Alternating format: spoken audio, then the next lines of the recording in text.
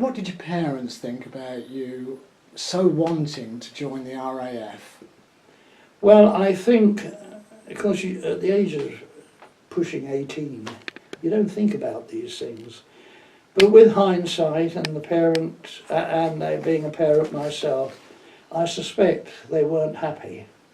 Well, I went back to live with my parents. It was while I was in the Air Force. My parents moved from Sussex up to Southwell or Southwell, depends how you pronounce it, in Nottinghamshire. So I went back to live with them for a while, and I think that is when, although I didn't recognise it at the time, that I went through this period of depression. It was like going back to as if the Air Force had never happened. And that's why I sort of thought, well, these overseas banks, these British banks working abroad, they're advertising for people to go out on executive staff.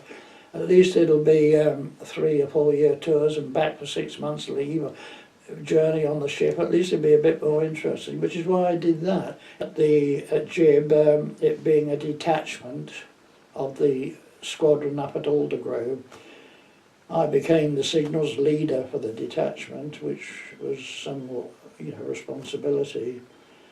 And then I knew it had to be done. Don't get me wrong. That I went back to. I remember when the Westminster Bank took me back, and I went to work in my first branch in Nottingham as a junior clerk. I remember the manager saying to me, and it's always made me feel bitter, you needn't think because you're an officer you can come round here and throw your weight around. It's a terrible thing to say, really, I thought. I remember coming on leave from radio school, and it was the time of the B-1s, the flying bombs. And of course East Grinstead was right in what they called Bomb Alley. And I woke up one morning, I was on leave in their house, and I could hear this flying bomb.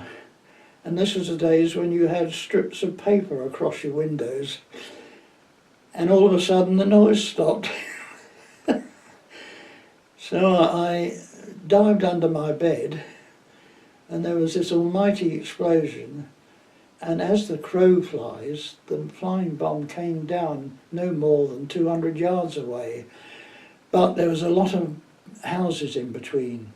And the strange thing was that a year earlier, before I'd even joined the Air Force, a German raider, sneak raider, flew up the high street and dropped a stick of bombs. The last one in the stick landed on next to the bank where I was working at the time. And this flying bomb landed in exactly the same place, and all it did was land amidst a whole pile of bomb damage.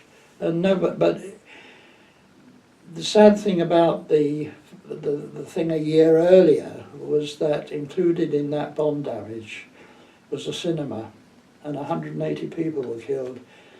And what made it even worse, that I was going to meet some friends and go to see not the main film, there were always 2 films in those days, and the secondary film was a cowboy, and I didn't like cowboys, and I couldn't get away from the bank in time.